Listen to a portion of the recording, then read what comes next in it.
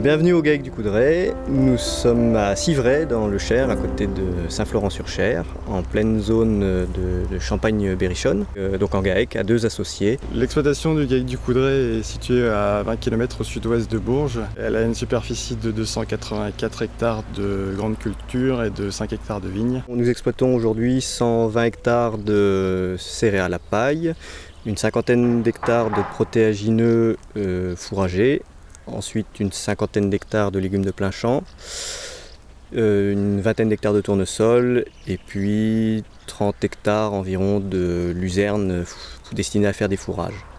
Mon père, qui était déjà en GAEC avant, a reconverti l'exploitation à l'agriculture biologique entre 1993 et 1999.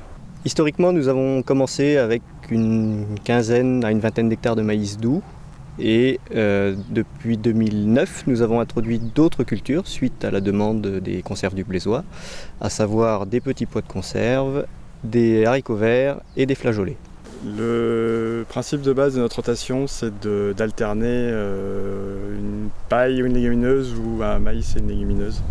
Et donc les légumes de plein champ ont trouvé toute leur place dans notre assolement puisque ce sont des plantes à cycle court, donc qui permettent d'avoir une gestion de l'enherbement qui est un petit peu plus facile à maîtriser en bio, bien que sur certaines cultures ce soit quand même assez délicat, notamment les haricots.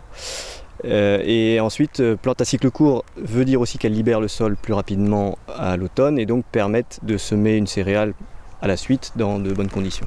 Autre avantage des légumes de plein champ, pour nous, ils n'ont pas nécessité d'investissement spécifique, mis à part d'avoir un semoir monograine qu'on a souvent déjà dans une exploitation agricole.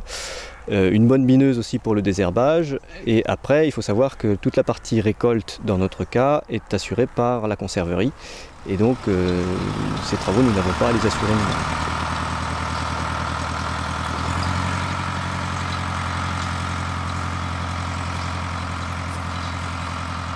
Pour les légumes de plein champ de type haricots verts, flageolets ou petits pois, nous avons besoin d'une parcelle adaptée sans cailloux et une bonne implantation pour avoir une levée homogène. 2 autres éléments indispensables pour la réussite d'une culture de légumes de plein champ. Premièrement, le désherbage. Intervenir le bon jour, au bon stade, pour avoir une efficacité maximale sur des adventices au stade le plus jeune possible, de façon à augmenter les différences de croissance entre le légume et l'adventice. Autre élément indispensable, l'irrigation. Par exemple, la culture de flageolets qui est située derrière moi nécessite environ 25 mm d'eau par semaine en ce moment, ce qui dans les conditions actuelles n'est pas permis par le climat, donc irrigation indispensable. Un des principaux risques sur les légumes de plein champ sont l'enherbement. Et je vais prendre par exemple la morelle. Si sa présence est trop importante sur la parcelle, elle peut empêcher la récolte des légumes. Autre risque, la gestion des insectes. Par exemple, en petits pois, nous pouvons être sujets à des attaques de pucerons. Malgré tout, on constate que lorsque les populations de pucerons augmentent, les populations d'auxiliaires augmentent également. Et jusqu'à maintenant, nous avons eu des impacts relativement limités en termes de rendement. Pour les maïs et les flageolets ou les haricots, nous avons également un risque piral, mais qui est facilement maîtrisé grâce à la pose de trichogrammes. L'intérêt des légumes de plein champ, c'est que son implantation tardive au printemps permet de faire un certain nombre de faux semis avant le semis, ce qui permet une gestion du stock de plantes adventices sur la parcelle.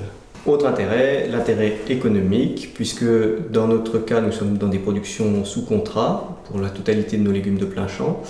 Et ces contrats nous garantissent un prix, et donc avec un rendement de base qui est fixé avec la conserverie, nous arrivons à avoir une idée assez générale de la marge que nous pouvons obtenir à la fin. Comme nous avons des besoins de main-d'œuvre importants à certaines périodes de l'année, donc globalement sur l'exploitation, nous travaillons avec 6 équivalents temps plein et demi, nous compris.